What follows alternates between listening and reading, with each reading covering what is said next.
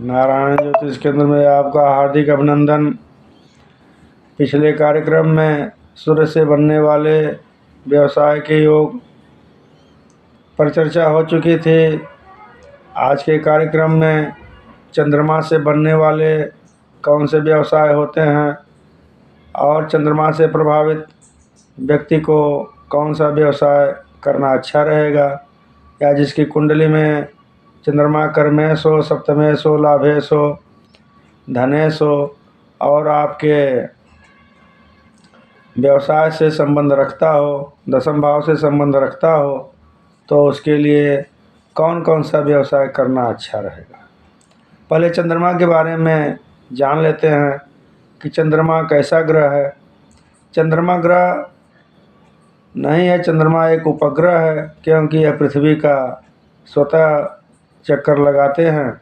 चंद्रमा पृथ्वी का एक भाग है और जो पृथ्वी से अलग होकर के चंद्रमा का जो स्वरूप है बहुत तेज़ चलने वाला है। यह बहुत ही तीव्र गति से चलते हैं और पृथ्वी की परिक्रमा करते हैं। चंद्रमा को कुंडली में मन का कारक कहा गया है। इसी प्रकार से आपका मन भी बहुत ही तीव्र गति से चलायमान होता है। चंद्रमा के मित्र सूर्य और बुध हैं, इनके शत्रु परम राहु हैं और ग्रह सम हैं। यह वृष राशि के 3 डिग्री पर उच्च का होता है और चंद्रमा वृश्चिक राशि की 3 डिग्री पर परम नीचे हो जाते हैं। इनकी मूल त्रिकोणीय राशि जो होती है, वृष राशि पर यह मूल त्रिकोणीय हो जाते हैं। चंद्रमा की दिशा देखा जाए तो यह वायव्य कोण होता है, तत्व इनका जल होता है। चंद्रमा कुंडली में जिसका भाग्येश है या भाग्य स्थान से संबंध रखता है, उसका भाग्योदय 24 वर्ष में होता है। चंद्रमा जल का कारक है, यह स्त्री कारक ग्रह है और इनमें बदलाव करने की भावना बनी रहती है। चंद्रमा सफ़ेद ग्रह है, जल कारक ग्रह है, स्त्री कारक ग्रह है, मन का कारक है। तो इस प्रकार से क्या होगा, चंद्रमा का व्यवसाय कैसा होगा। तो चंद्रमा का पहले ले लेते हैं कि जल तत्व का कारक होने से चंद्रमा के व्यवसाय जो होते हैं, यह जो है द्रव से संबंधित व्यवसाय होते हैं, जिससे मिनरल वाटर से लेकर के पेय पदार्थ, आपकी औषधि, लिक्विड वाली जितनी चीज़ होती है, जितने भी द्रव पदार्थ होते हैं, वह चंद्रमा से संबंधित लोगों को व्यवसाय में बहुत ही सफलता देते हैं। तथा चंद्रमा के द्वारा दूसरा कार्य अगर करना है तो आप समुद्र के किनारे जितने भी नगर हैं वह आपके लिए बहुत उपयोगी होते हैं। वहाँ जाकर के व्यवसाय करना आपके लिए बहुत अच्छा होता है। वहीं पर आपके जिस व्यवसाय में मन से संबंधित कोई कार्य होता है, जैसे चिकित्सा क्षेत्र में मनोविज्ञान के जो डॉक्टर होते हैं वह चंद्रमा से प्रभावित होते हैं। ऐसे व्यक्ति यदि मनोविज्ञान के क्षेत्र में जाएं तो बहुत ही काफ़ी उन्नति को प्राप्त करते हैं और बहुत से सारे धन अर्जित करते हैं। चंद्रमा स्त्री का कारक होने के नाते स्त्रियों से संबंधित जो आपका व्यवसाय है, बहुत से व्यवसाय ऐसे होते हैं जिसमें स्त्रियों के द्वारा किए गए बहुत कार्य की ज़रूरत होती है।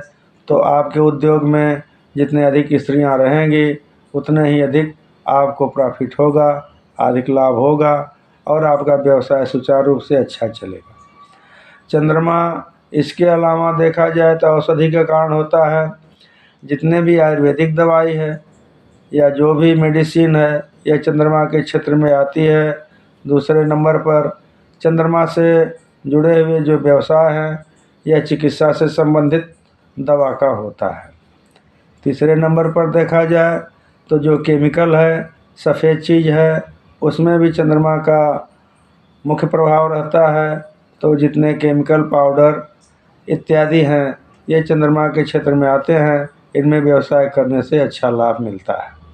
चंद्रमा का और व्यवसाय देखा जाए तो सफ़ेद चीज़ की लिक्विड वस्तुएं जितनी होती हैं, उसमें भी आपका चंद्रमा का रोल होता है।